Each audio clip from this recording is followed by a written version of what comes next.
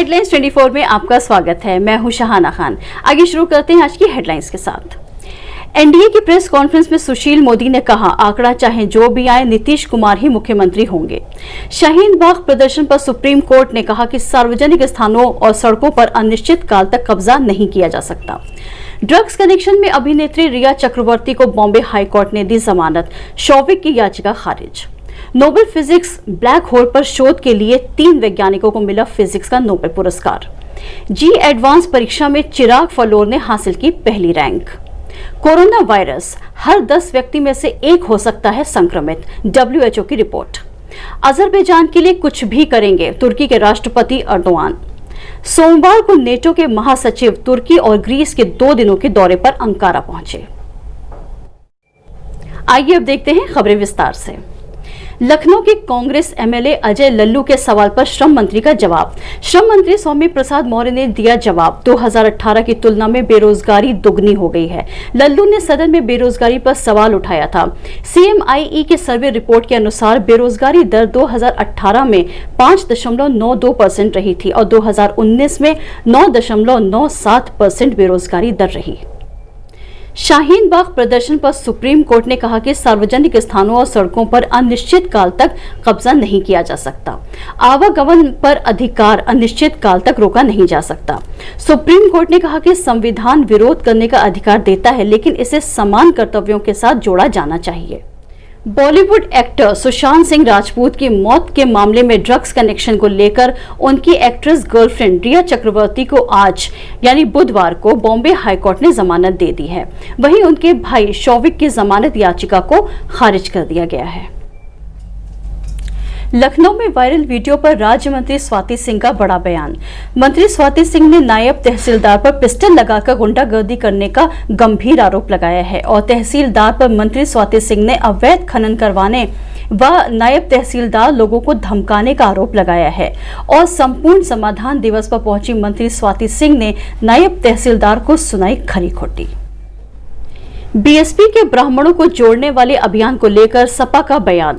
पूर्व कैबिनेट मंत्री अभिषेक मिश्रा ने बीएसपी के इस फैसले को हास्यास्पद बताया।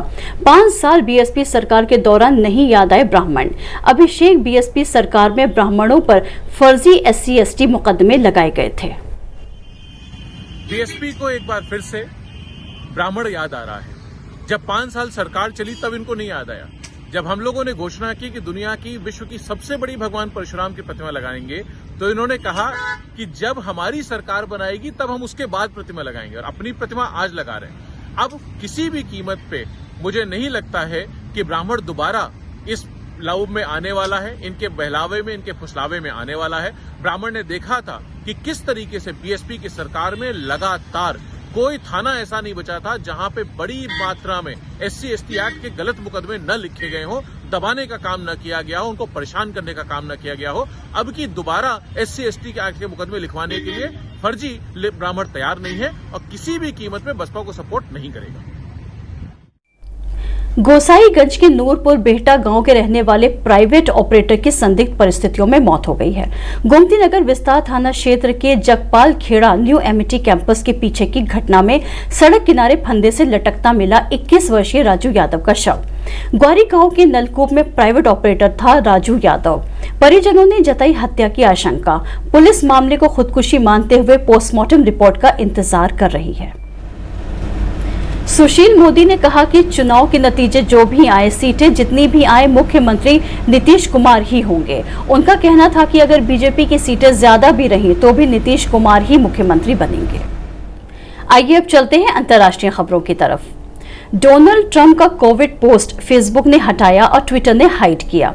फेसबुक ने अमेरिका के राष्ट्रपति डोनाल्ड ट्रंप का वो पोस्ट हटा दिया है जिसमें उन्होंने दावा किया है कि कोविड-19 फ्लू से कम घातक है।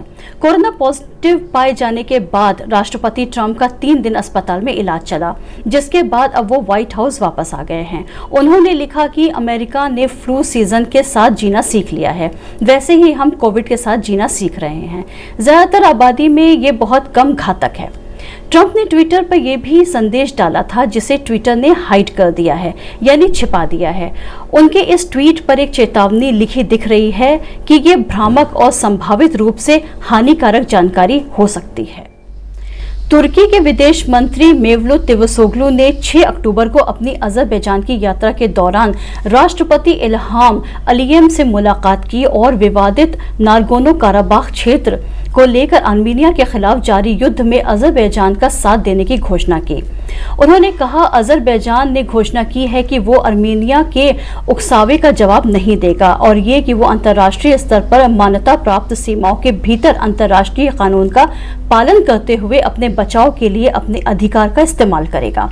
हम इसका समर्थन करते हैं।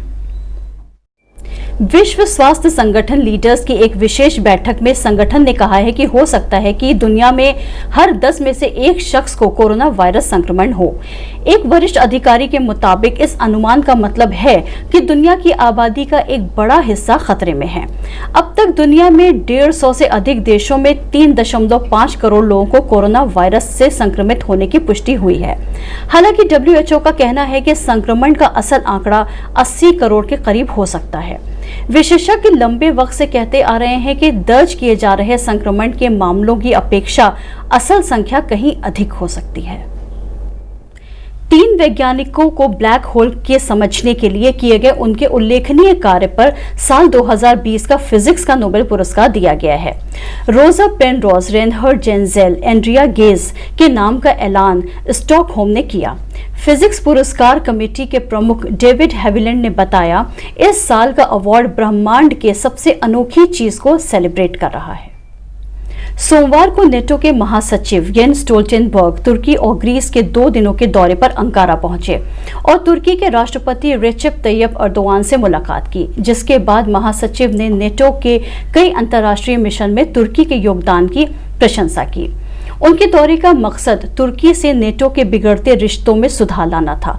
महासचिव ने दौरे से पहले नेटो के 2 सदस्य तुर्की और ग्रीस के बीच बढ़ते तनाव को कम करने के लिए एक हॉटलाइन स्थापित करने में नेटो ने मदद की। सत्ता पक्ष ना विपक्ष, हम दिखाएंगे आपको पूरा सच। तो आज के लिए बस इतना ही, कल फिर मिलेंगे इसी समय। ताज़ा और सच्ची खबरों के लिए हमारे चैनल को लाइक करें, सब्सक्राइब करें, शेयर करें और कमेंट बॉक्स में जाकर कमेंट्स करना ना भूलें। शुभ रात्रि।